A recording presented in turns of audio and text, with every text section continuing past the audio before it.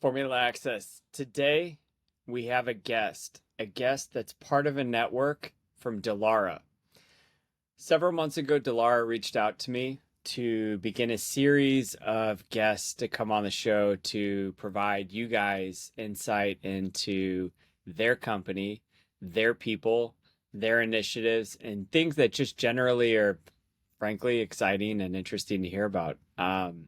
Today we've got Stefano Deponti. He is the CEO and GM for Dallara America. Such a sweet guest. We get into the history of Dallara. We get into the people for Dallara. We get into IndyCar. We get into all things Dallara. You guys, this is a really exciting episode. Stefano is my kind of people and such a great conversation. I'm so excited for you guys to hear this. Enjoy.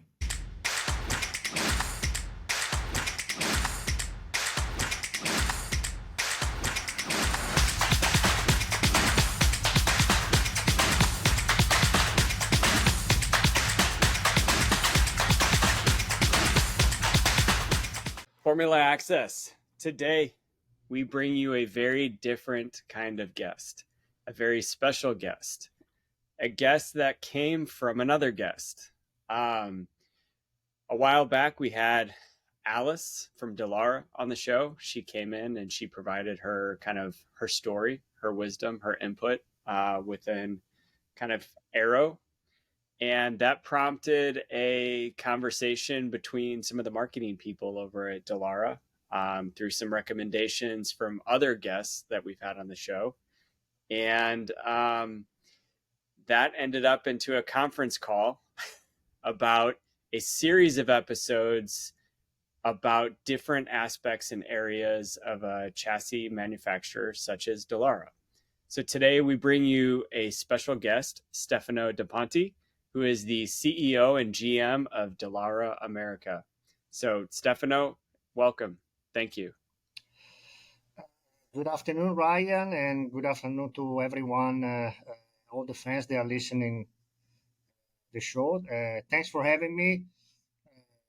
You said I'm special. I'm not a special, but I feel special to be here and talking to you and to the fans. So thank you very much for having me, and thanks for the previous interview that you done with my colleague Alex. Yeah, I'm going to kick back on the whole special thing because you guys are very busy. I think this is an industry of people that are very, very busy in a good way. And your time is very, very valuable. And have been very, very impressed with just the intentionality of Dallara in general and trying to engage fans. You're not necessarily in the spectator side, but just the desire to engage the fan is definitely there. It's showcased, and I'm really excited for just the kind of lineup of guests that kind of cross over. We have a lot of IndyCar on our show. We have a lot of Formula One on the show. You guys have a lot of crossover between the two, but we also do other series on the show, and Dallara is like everything. So seriously, you are special, and we are very grateful for your time. So Thank you. Just at a super high level for fans listening to the show, who are you, and what do you do today? Yeah, I'm echoing what you just said on your introduction. My name is Stefano Deponti. I'm originally from Monza, but I moved to Indianapolis, Indiana, 23 years ago, specifically to follow up the path of the Dallara involvement here in the United States, starting with the IRL and now became IndyCar until up to date, which is I'm serving as a CEO of the company here in Speedway, Indiana, in the only outside Italy headquarter for Dallara, just across the street from the Indianapolis Motor Speedway. It's a pretty big event coming your way in a couple of weeks. Yes, May obviously it offers us the time to be very, very, very busy. But obviously, it is the result of the preparation that, for us, we're always in May because there's always something evolving during the previous races to get to May.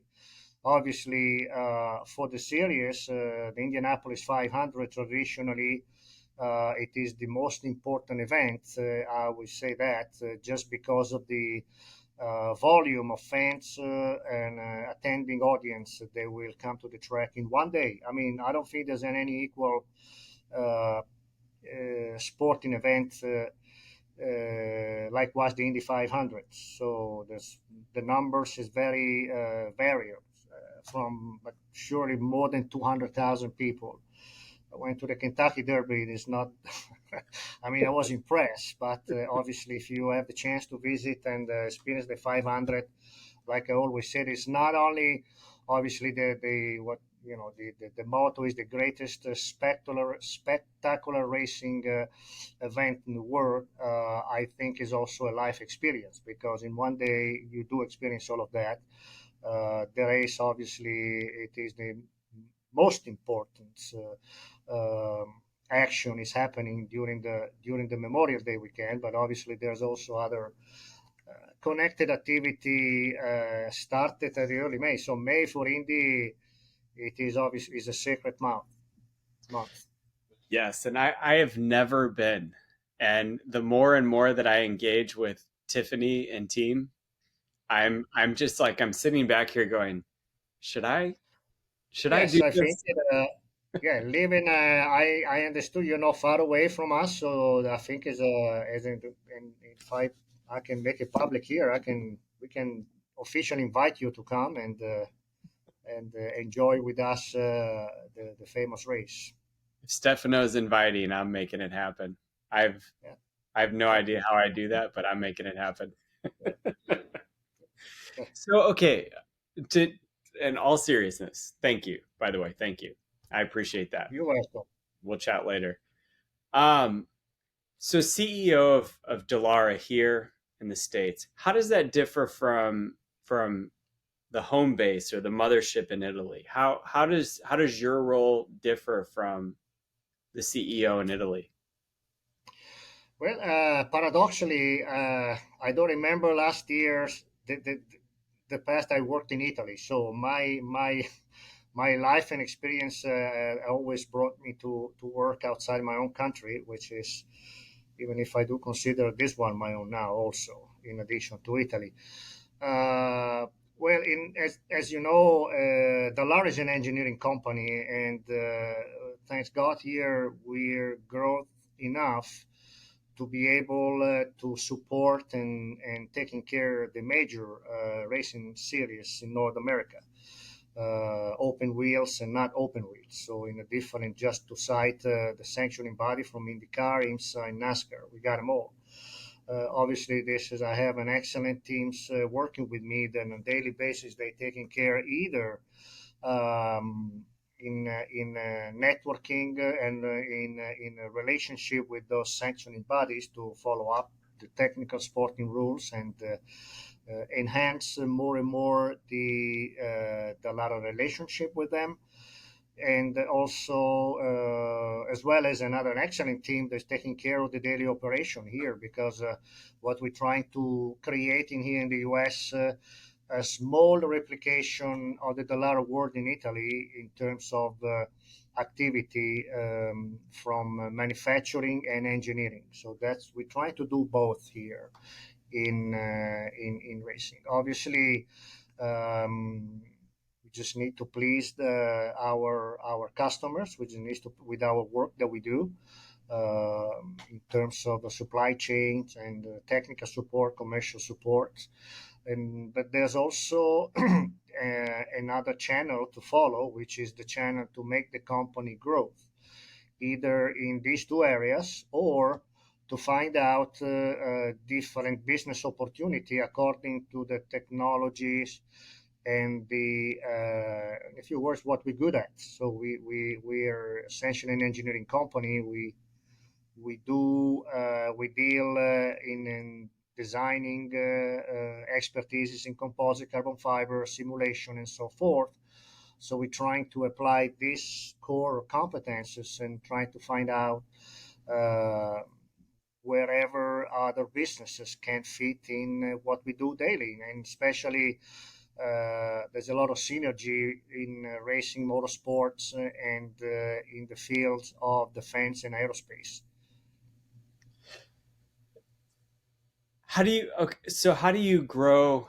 How do you grow your market here in the States? I mean, I I get the sense that you pretty much have your hands on almost every series allowable. I mean, what series barring Formula 1 don't you touch? Which you've already been in that through Haas, I believe. So what else is Yes, left? sir.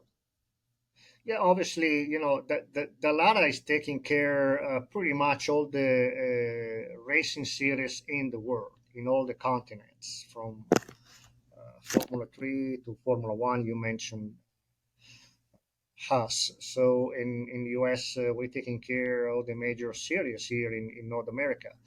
Obviously, there's the two factors we can grow with them. Obviously, to be able to support them with more and more manufacturing capability here in the US, so we are do not have to be depending from other vendors outside our own area, which is this is one of the key for a company or for an executive to improve nowadays, considering all the supply chain issues we have all over the world and the difficulties to um, uh, put our hands on the parts and the components that we need commercially from other vendors.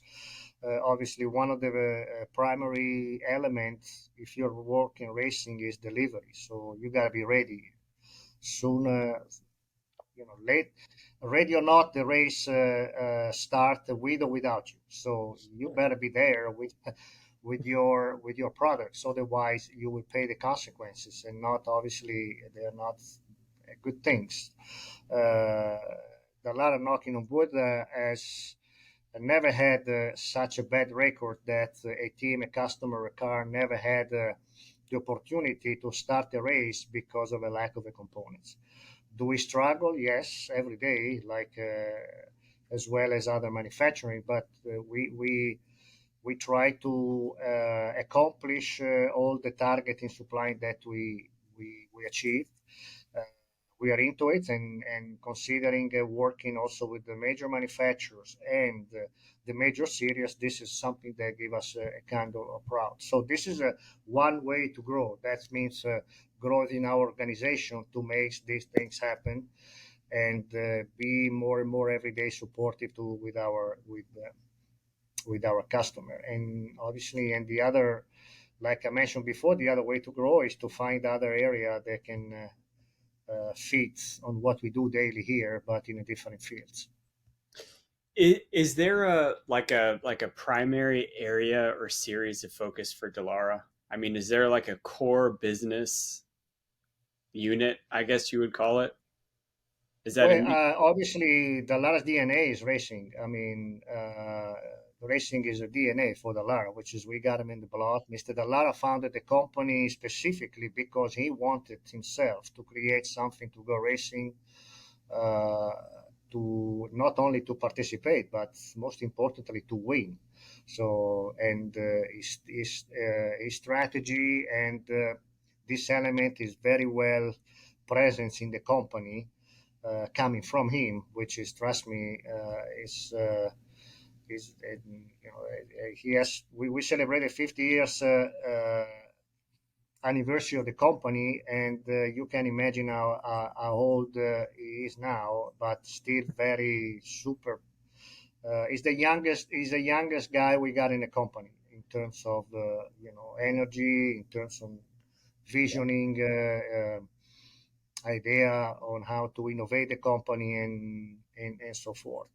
Essentially, repeating what I mentioned before, as considering Dallara as an engineering company, we three mainly expertises in designing and the knowledge of sophisticated materials like carbon fiber and composite material that we work every day on our products. Aerodynamics, so the, the study to design a competitive vehicle through aerodynamics elements and the simulation, vehicle simulation is also important as technical tools for the company. So with these three competencies, I mean, we can uh, source or knocking any other doors that where the products can be obviously use these three elements to make their products competitive, reliable, safety, uh, light, and so forth. And considering the way the economy is going now, especially here in the United States, obviously we are geared up differently compare other nations. Let me tell, in the way we have in the way of the business concepts.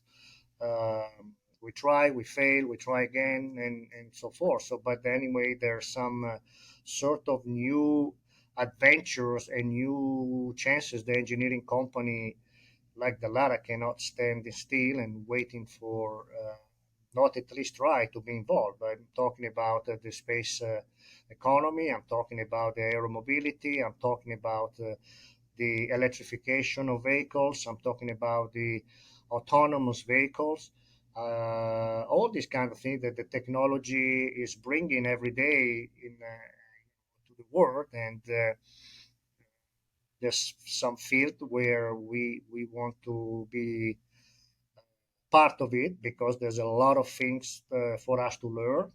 But also there's another field where we can bring our contribution for what with the element that we already do know that we think that we can bring some beneficial to the table.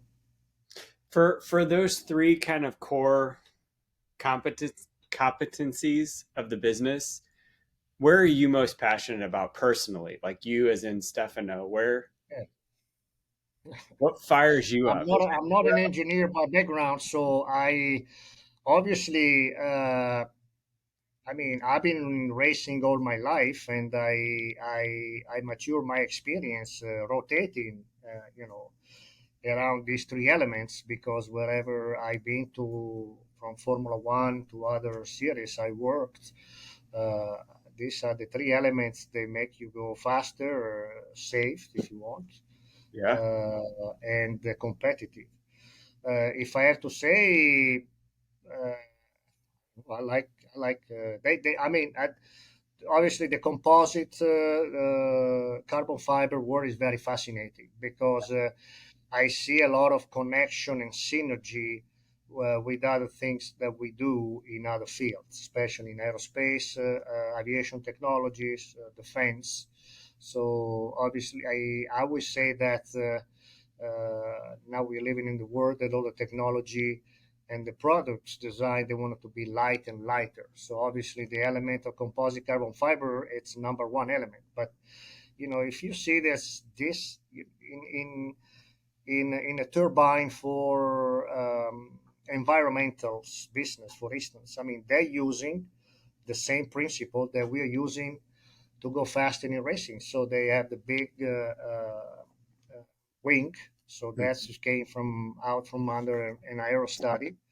Have to be light, so have to be done in composite material, and obviously all the gears and the mechanism inside they have to be the least friction in order to be uh, the idle have to turn efficiently. So this, you see, that's if you take this as a very simple example, how the racing technology, the racing set mind to as an engineer, as the engineer thinks, they can be potentially brought up in other field and bring to be beneficial in other fields.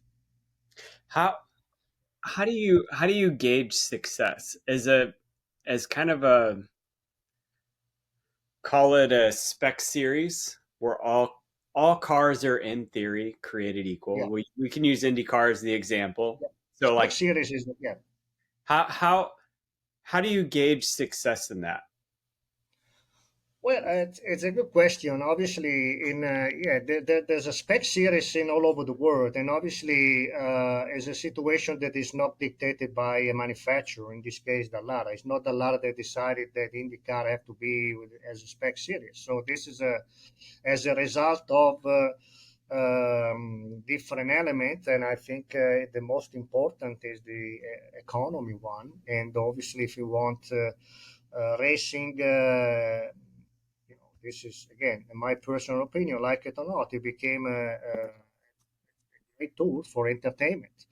Sure. So there are some very few in occasion where you can take out something specifically in engineering set mind and then transfer to the particular OEM for the daily cars used and me and you drive every day.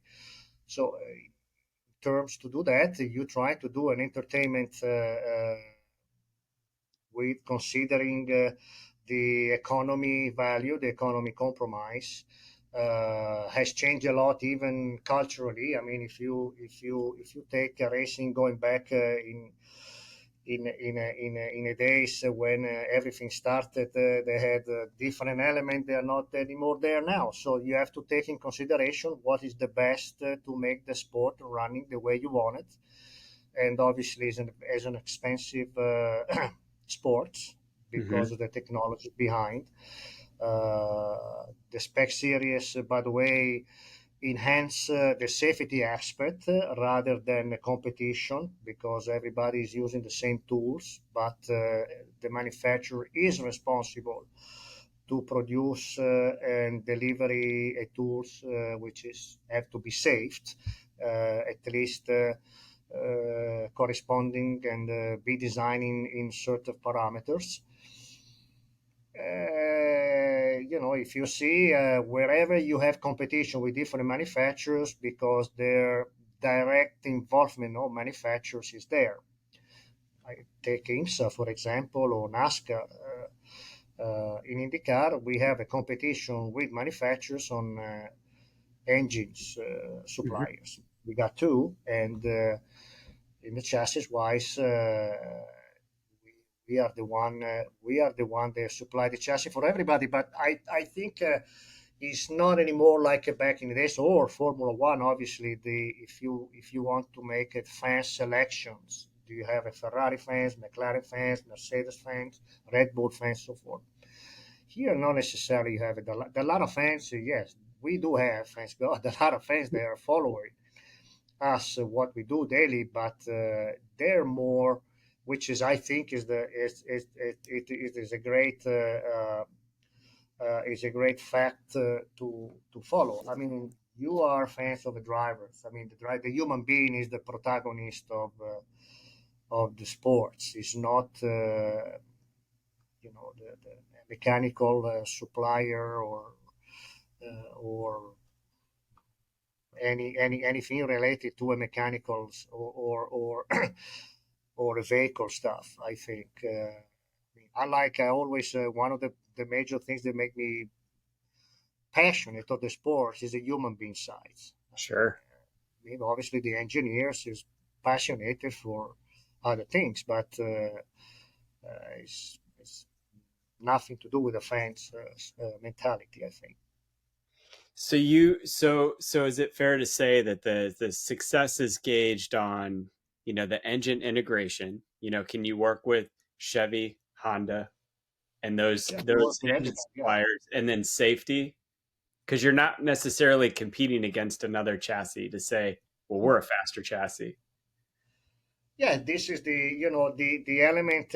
Obviously, the safety is a number one to we keep in consideration when we design either a whole car or single components related to the car.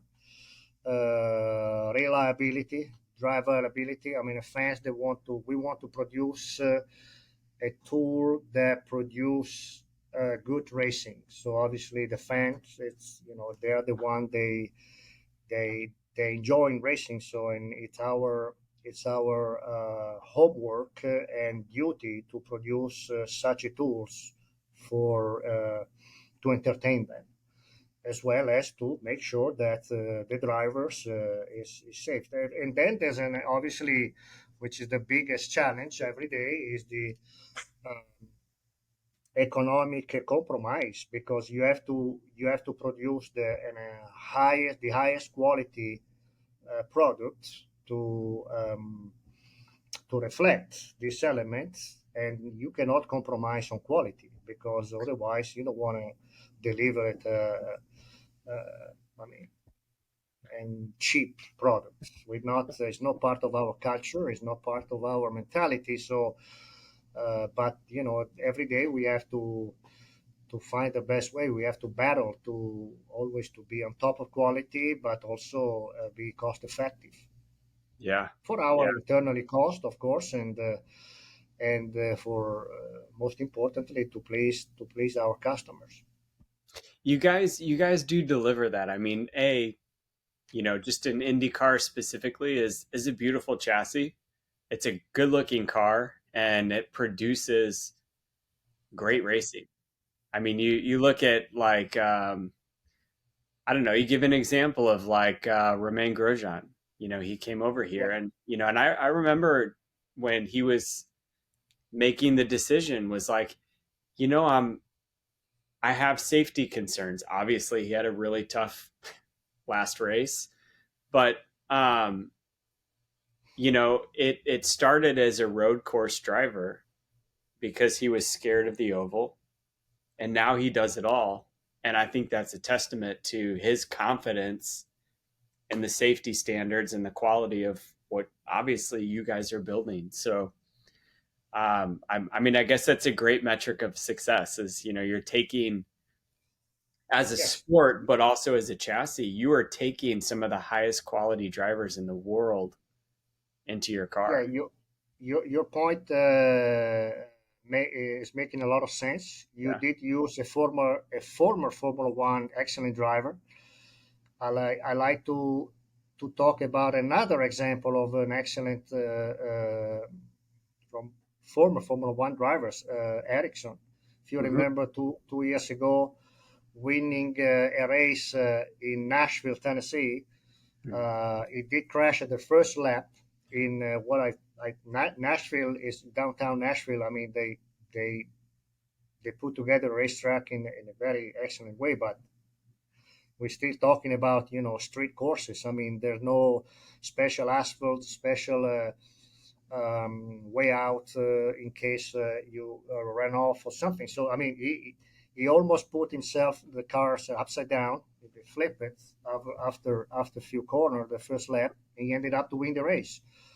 Uh, and it was a very competitive race, difficult to pass because of the characteristics of the track. So it was a combination of things, like you say. IndyCar is producing excellent type of racing, and we have excellent drivers too. So the determination and the characteristic to be able to adapt as a driver from a super speedway track like a 2.5 Indianapolis Motor Speedway, you go over 220 miles per hour, and then the following week you race in a street of Detroit. Uh, it's something that you must, as a driver, have some kind of talent to adapt on these kind of circumstances, especially if you are a winning driver. So this Sure. is the this is the what makes IndyCar super. Let's say, we said America cool. So yes, I yeah, love it. yeah, What So what as an engineering company, a chassis desire, yeah, what are the initiatives that you guys are driving for like the next decade or the next kind of yeah. future of Dallara? Because you guys have some really cool kind of projects going on. Yeah. What Absolutely, great question. The let's say I will not call it the advantage, because it's something that Dallara has created, thanks the reputation as a company and the professional way to work in different cities and different teams. So if you see Dallara as a company, as an engineering company, producing race cars, we do from Formula One to very little Formula. In addition to that, years ago, Dallara developed also an academy environment, education. So Mm-hmm. that means to help Dallara itself as a company to learn from the academic world, but on the same time to deliver something to academic world. So there's this exchange of ideas and activity under the highlight of the subject of the innovation technology. So our duty is, of course, to work with our the sanctioning bodies, whichever it is, from the Formula One to IndyCar or whatever, and we try to serve this institution in the best way we can. That means pay a lot of attention of safety, to be proactive in terms of what we learn from previous experience, and unfortunately, you learn a lot from accidents. Sure. So crashes, it's a good, I mean, paradoxically speaking, as a good school to learn out of it. And obviously, the other parameter, other tools we're talking about, part of one of our expertise is simulations. So we do a lot of that, and we try to be proactive when we work with these series, with these sanctioning bodies, especially in terms whenever we are in a process or we're going to start a process to design a new car for them. So this is our missions, basically. Changing lanes here slightly. In your role specifically, I think that motorsports is a different type of industry than most. And just from the numerous people that I've had on the show, that I've interacted with, and just my time as a fan, is that it's you have business, which is a paycheck, a career. It's your tool, and then you have motorsports, which is all of those things, but it's also almost like a wild passion. As a leader in motorsports, I would imagine you've had jobs elsewhere, you've interacted with leaders in other industries. How do you feel like that differs, being a leader inside an organization of very passionate people versus other industries where you're a leader of workers, I guess? Yeah, it's great. Number one, you meant well in motorsports again. You do a lot of let's say, I mean, motorsports is embracing a lot of professionals, executive in the different areas. But what I think makes motorsports unique is the connection that you can develop, you can establish, and learning a lot, because at the end of the day, especially racing motorsports that do travel all over the world, you learn other stuff. You meet people internationally. You, like it or not, you have a possibility to learn and experience other cultures. So this kind of thing, they're very well considered, but I think they're equally important for anybody who's facing is the sport. Obviously, then you can develop your passion according to what you like to do at the most. But for marketing people, for business people, motorsport is a huge tools to connect worldwide or locally or regionally or statewide with other people. I just came from a convention in downtown where there was a meeting with all economic board of the town, and obviously Indiana is a special. In Indianapolis, in particular, is a special location because the Indy 500, well known all over the world to people that love motorsports and people that do not love motorsport. But obviously, this is it is an icon that makes the business card for the city. So, and the premises for the state of Indiana and the city of Indianapolis is they got people here starting from the highest institution from the state. The governor itself would be going to is traveling a lot, to worldwide and go also to famous races in the world uh, with the premises to establish connection, and this connection will eventually beneficial the economy of the states. Uh, we have a university here that do have a specific engineering course. They teach motorsports elements from Hmm. telemetry, aerodynamic, or more specifically related to racing. So that means that guys or girls that want to study engineering and specifically learn about motorsports, they moving from other states, potentially come to Indiana's university in order to be appealing.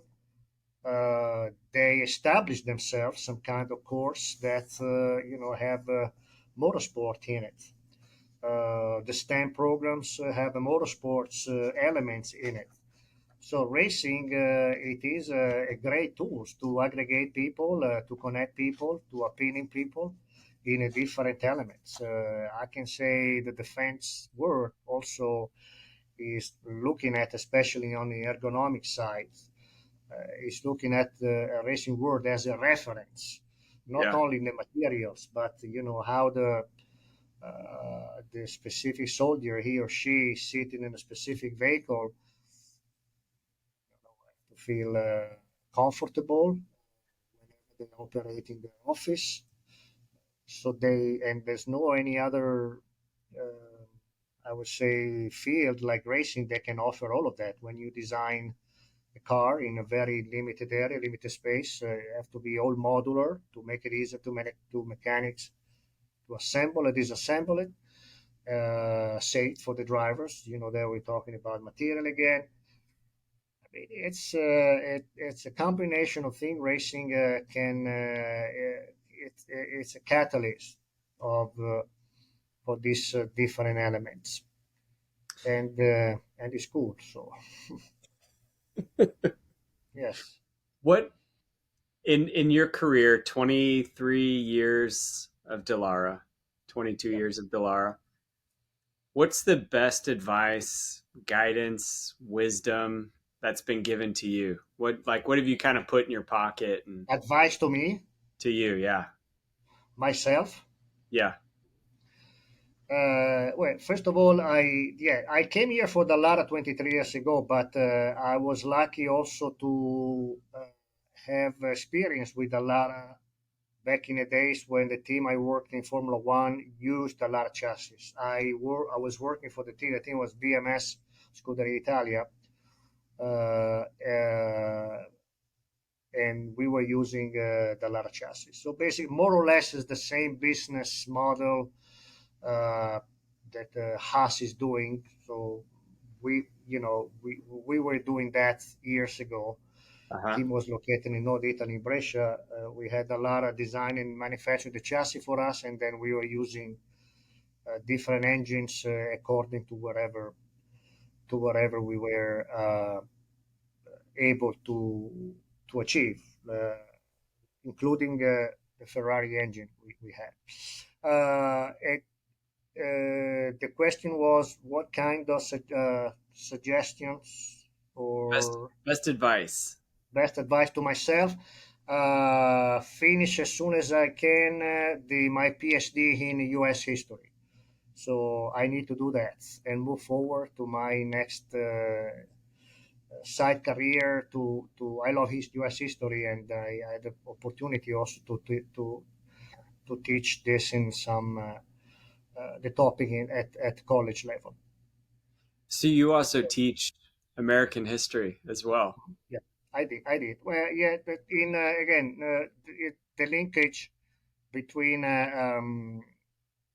to having a motorsports in the academic world as a part of the engineering course. Motorsport is also business, and you do know business if you know a little bit of history of what kind of business you are into it. So this is the topic I'm not going it's not teaching the order battle of the of Gettysburg Sure, or sure. the Civil War campaigns. No, but element of history related to business to be beneficial in motorsports. Good for you. Good for you. How did you But get into motors? I'm in taking a PhD in history, U.S. history, so not in Okay. business. It's, I'm not that smart too, but history is Yeah, you something are. I love. Yeah, you are. You're a CEO of a major motorsports company. You're good. Yeah, thank you. How did this all start? So going back to your days of Monza, like have you always been a motorsports Yeah, fan and wanted to get into the yeah, industry? no doubt, absolutely. Yeah, I was born. I never worked in a different field than racing in my life, so jumping from different series, different teams, so Europe, US, etc. But yeah, everything started my passion for racing. You mean, or Yeah, how did I it mean, all start? obviously, being I was born in Monza. I grew up in Monza or nearby. Obviously, the Monza racetrack with Monza, as you know, is the racetrack is is sitting in a big park. And back in the days, during my I was much younger. Obviously, it was one of the best locations to go and hang out with, and maybe try to climb up on top of the banking, which is a big challenge. Trust me. I mean, I don't know if you had a chance or if you've seen any uh, clips or pictures. It's pretty elevated, uh, and there was also traditionally there's some linkage between Indianapolis and Monza. They used to race the race of the two worlds. So Hmm. back in the days on ovals, Europeans were coming in America to race at the Indianapolis Motor Speedway, and Americans uh, going to Monza to race that type of race. I think they did race until 1966, 67. AJ Foyt raced there. Two answers, unfortunately, both passed away. Uh, so it's this is that was I'm assuming was part one of the sparkling that initiate my passion for racing. And was that before you went to university or Oh yeah, I mean, yeah, we're talking about 10 years. I was 10 years old, 11 years old, 12 years old. Yeah, I could barely go to the elementary school. Then, yeah. so did you go to university for business In or Italy, I did a technical school in Italy, yes, and I continued my education here in the U.S. With a PhD in U.S. history. Yeah. okay. How did you end up at Dallara then? What was the Uh, role? when uh, when in 2001, basically, I came over and Dallara was already um, present in the U.S. since 96. 97, sorry, that happened because of the split between the major open wheel series here. It was the card, the Hmm. champ cards, consequently, and there was more. claiming that they were going more international, more driven off the American mentality to concept racing, which is traditionally ovals racing is big part of it. So Mhm. they created this new series, and in 97, 96, they started with the old, not the old chassis, but existing chassis you could buy available on the market. And the back then the owner of the series, the Indy Racing League, was Tony George, Mhm. uh, with whose family also owned the Indianapolis Motor Speedway. Uh, Came to Italy, recommended make it another gentleman facilitate the introduction to Dallara and Mr. Dallara in particular, and he was in a need to have at least 15 chassis to race in this new series. Mhm. And Dallara was appointed as one of the two or three manufacturers back in the days, and then he had the chance to start his adventure in America, which is they had to learn from scratch because those racing races were only raced on ovals, and Dallara didn't know anything about it. Sure. Didn't know anything about the American cultures of racing back in the days. Just a little bit because of the 333 SP Ferrari that used to race in IMSA in early 90s was designed and produced by Dallara. So that was basically the limitation of the LAR experience in the US. And then it came the IRL, which has been a great opportunity for the company to start in not only in a different series, but the opportunity to expand the business here in the US with the IRL. And they brought you on board to do that? I came on board in 2001. They needed basically a commercial figure here. Was doing this figure had to cover the commercial aspects, have to cover the customer service, interact with the race teams, and be in liaison with Italy Mhm. because everything was made, produced, manufactured in Italy, and shipped over to the United States.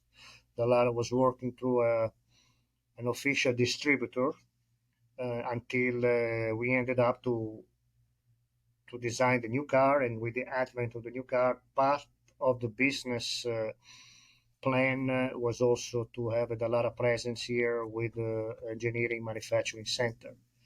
But before the 2010, I was the only one here. I was working on the commercial customer service side, and then there was an engineer taking care, Americans, Mhm. taking care of the commercial, sorry, the technical sides with the team and reporting on daily and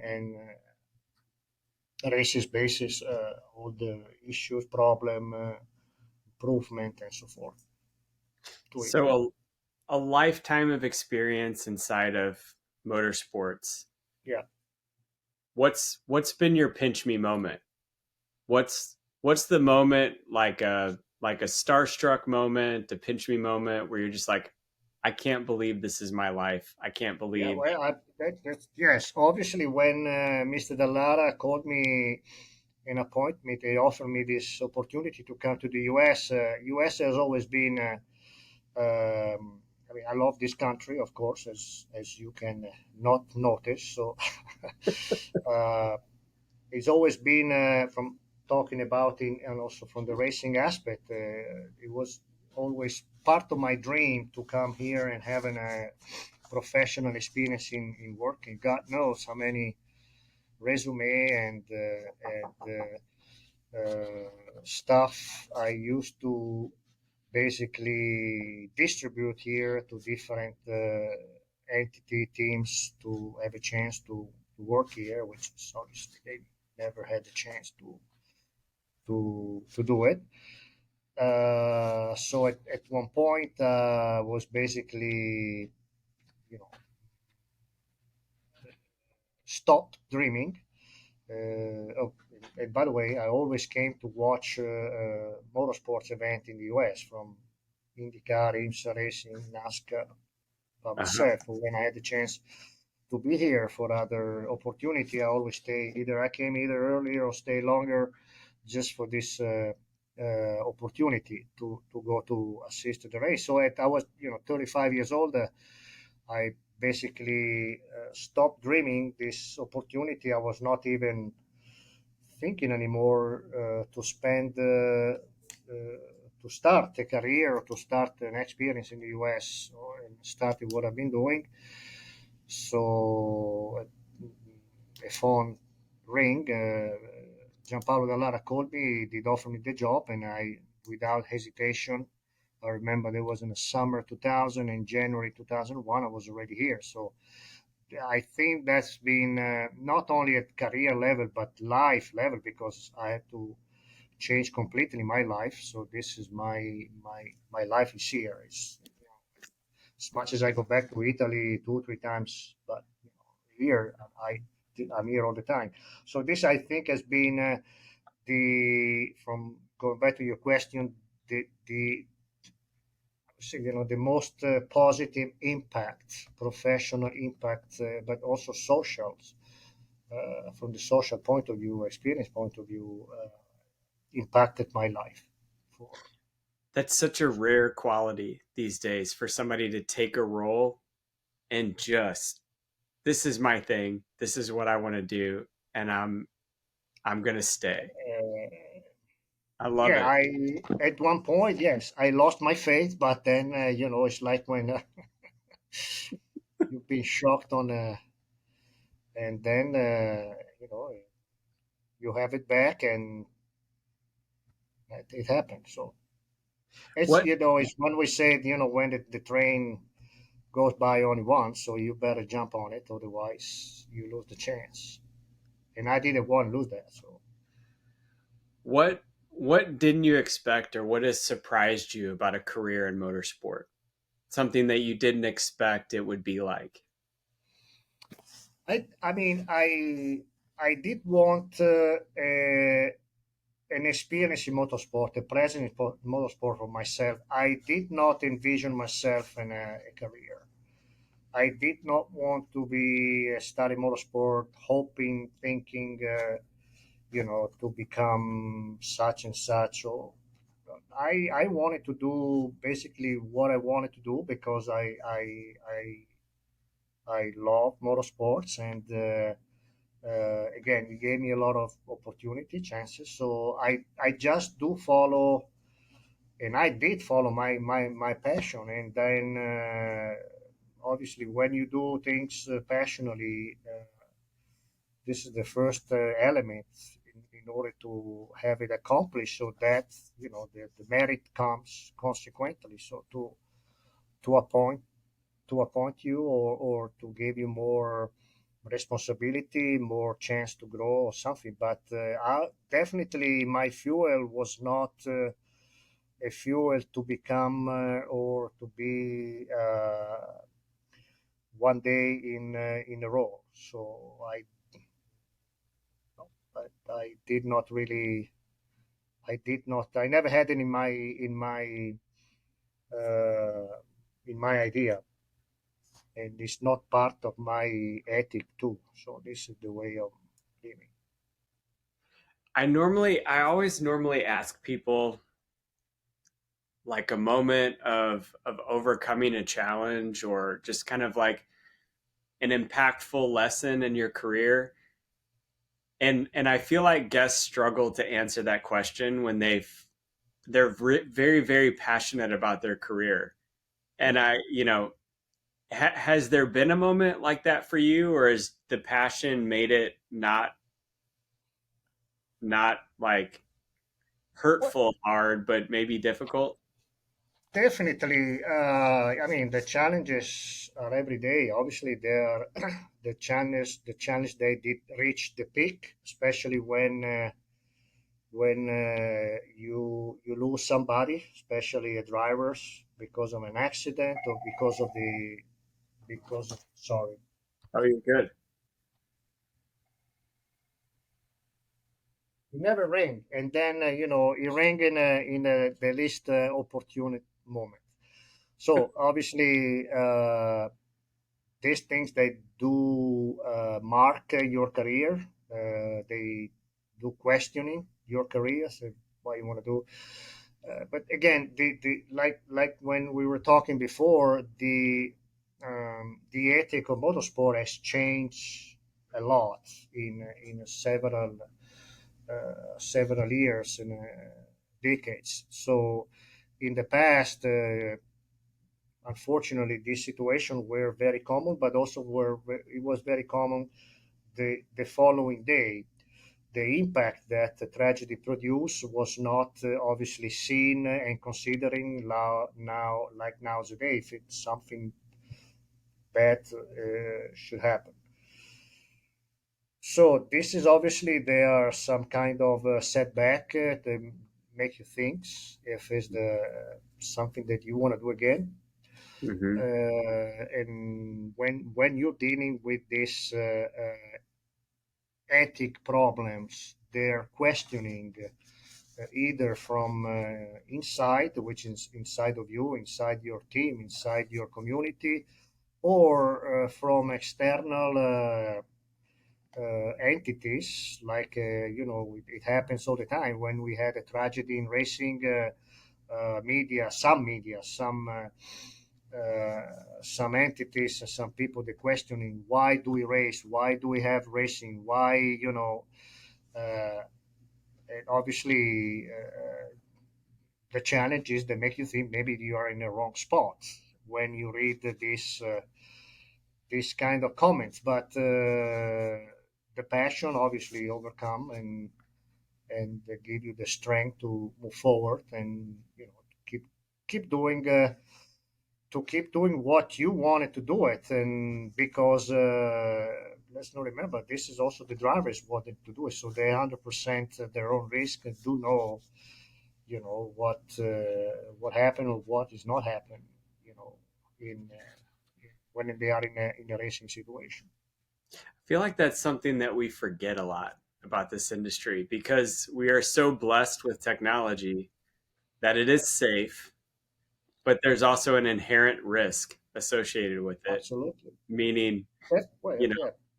I go to work and somebody uses my product and gets hurt. You know, I was definitely not the answer I was expecting, but I definitely connect with that and get that. Yeah. Well, I mean, definitely it is the racing is dangerous, no Sure. doubt. I mean, even in America, for liability point of view, they're still making, sign liability consents and stuff that they to remind you that.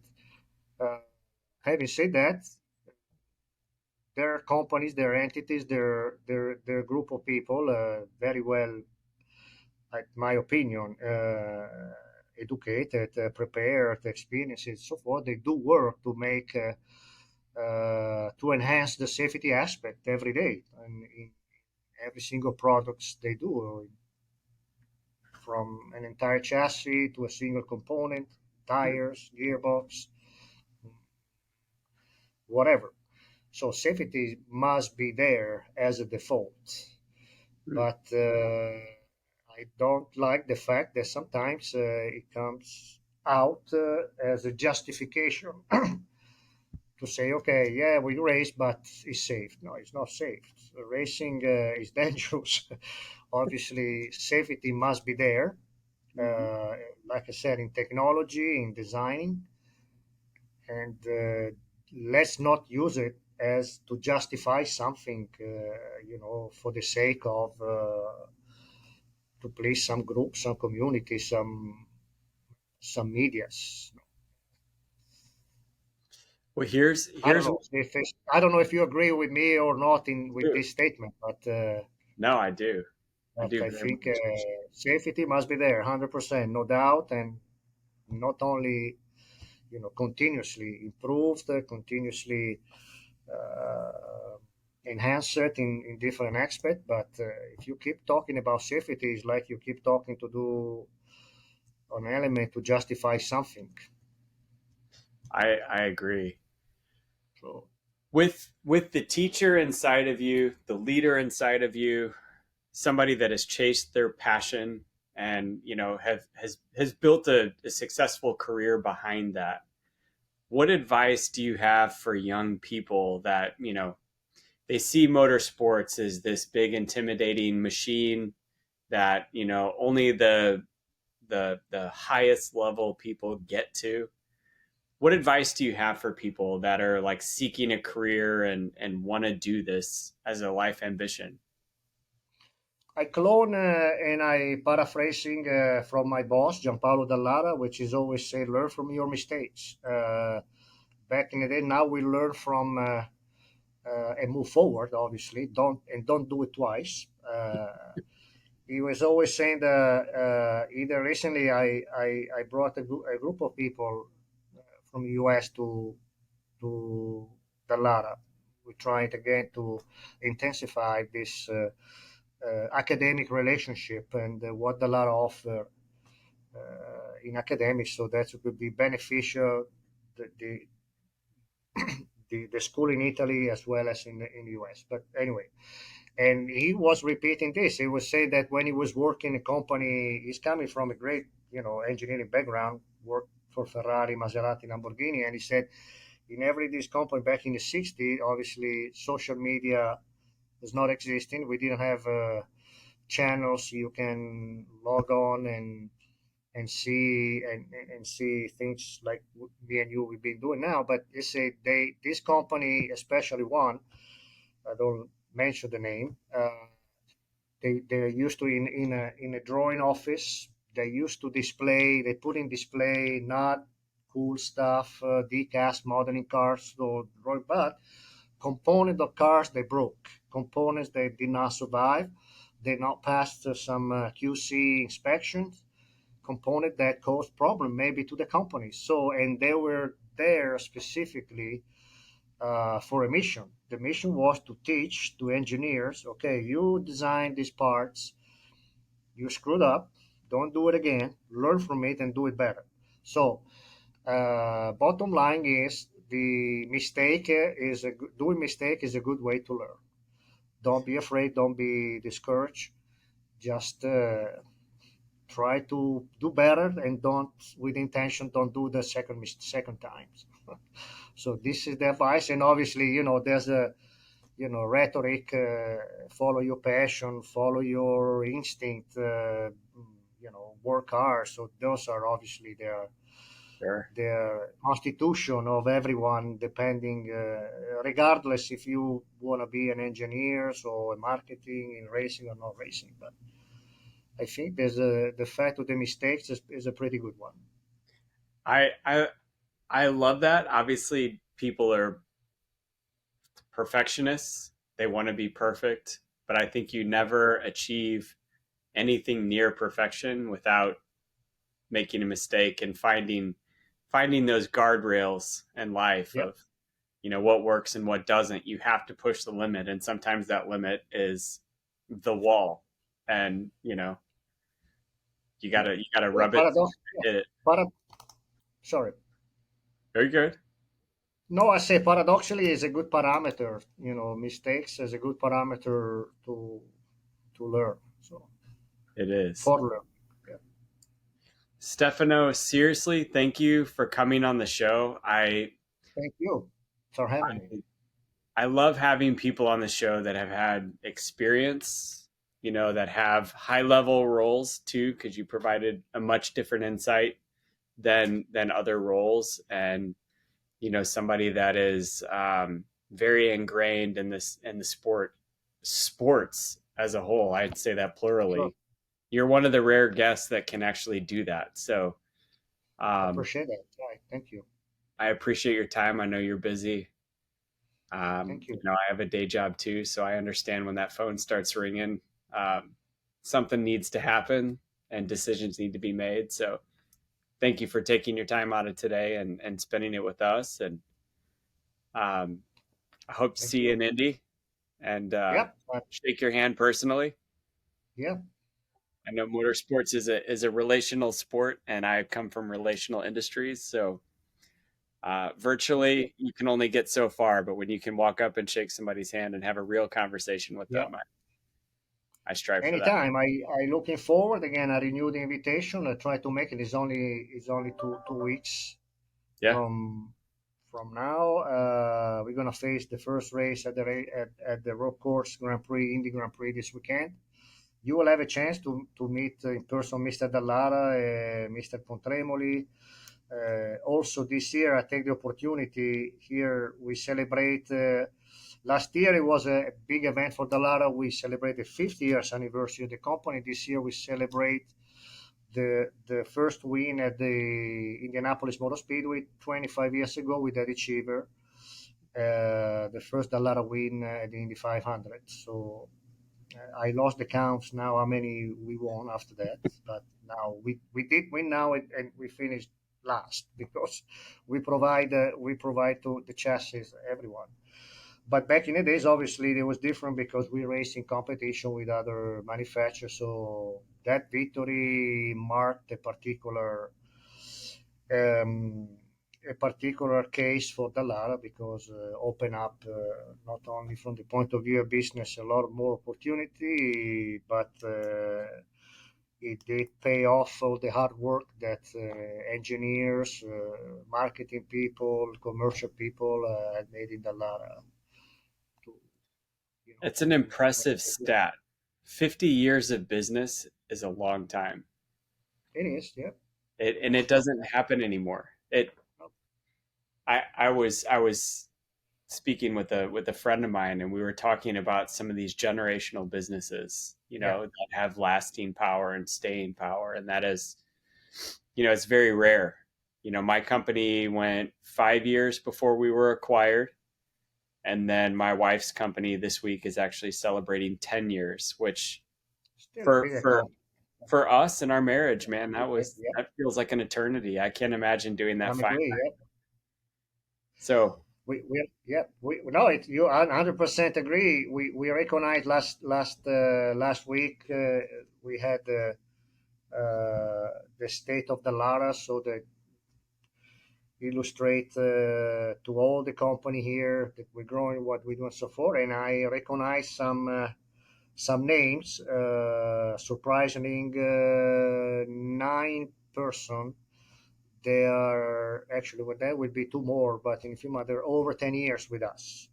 yeah, And you know how difficult, especially in this period in the US, is to find people, to keep people for a series, for different circumstances.